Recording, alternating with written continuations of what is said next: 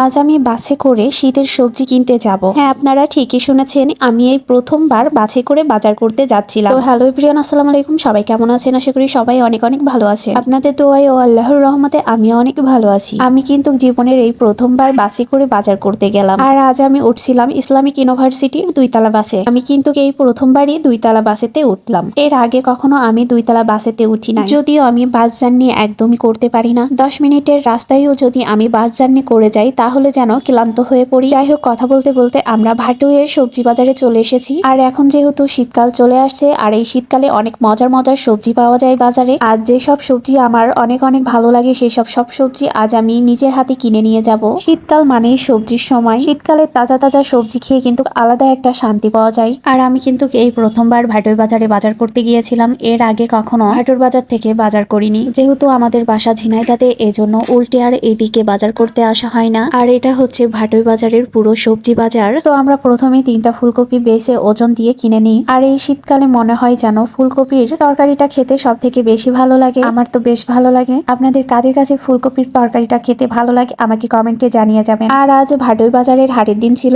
এই জন্য সব সবজিগুলো অনেক টাটকা টাটকা ছিল। তবে কোনো সবজির গায়ে যেন হাত দেওয়া যাচ্ছে না। সবজির দাম অনেক করে রাখছে দোকানদাররা। সবজির দাম এখন এত বেশি কেন এটা আমি জানি না, তবে মনে হয় সবজির দামগুলো আরেকটু কমিয়ে রাখলে ভালো হতো। তো আমরা সবজি কেনার প্রথমেই কাঁচামরিচ নিয়ে নিচ্ছিলাম। আর এখানে 1 কেজি মরিচের দাম ছিল 160 টাকা। তারপরে কিনে নিয়েছিলাম একটা মিষ্টি কুমড়া। মিষ্টি কুমড়ার কেজি 60-70 টাকা করে নিচ্ছিল। এটা মোটামুটি ঠিকই ছিল। তারপরে কিনে নিলাম শীতের সবজি টমেটো। টমেটো শীতকালে রান্না করি বা না করি সালাদ হিসেবে কিন্তু লাগবে। আর এখানে টমেটোর কেজি যাচ্ছিল 120 টাকা করে। আমার মনে হয়েছে যে টমেটোর দাম যেন একটু বেশি করে নিয়ে ফেলছে। তারপরে কিনে নিয়েছিলাম শসা। তারপরে কিনছিলাম আলু, যা কিনা কমন একটা তরকারি। আর যেই জিনিসটা কিনা কোনো তরকারির মধ্যে না দিলে আমার একদমই খেতে ইচ্ছা করে না। আর আলুর যে কোনো খাবারই আমার অনেক পছন্দের। হাটের দিন বাজারের মধ্যে এমনি তো অনেক লোকজন থাকে, তারপরেও আজ যেন মনে হচ্ছিল একটু বেশি লোক আছে, তাই আর সব সবজি বাজার করা দেখাতে পারি নাই। এগুলো ছাড়াও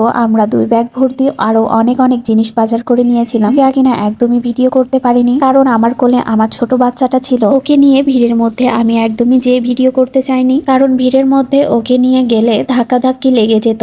যাই হোক, বাজার করার শেষে আমি একটা দোকানে গিয়ে ফুচকা অর্ডার দিয়ে ফুচকা খেয়ে নিই। আর আমার বাসার লোকদের জন্য ফুচকা পার্সেল নিয়ে আসি, আর সাথে নিয়ে আসি ঝালমুড়ি। আমি আবার বাইরে যা কিছুই খাই না কেন বাসার সবার জন্য পার্সেল নিয়ে যাই, অথবা সবার জন্য কিনে বাসায় নিয়ে যাই, সবাই একসাথে খাই। আর ফুচকা জিনিসটা আমার কাছে এমন একটি খাবার যেটা কিনা সামনে দেখলে আমার খেতেই হবে। ফুচকা খাওয়ার শেষে দেখি সামনেই আখের রস বিক্রি করতেছে।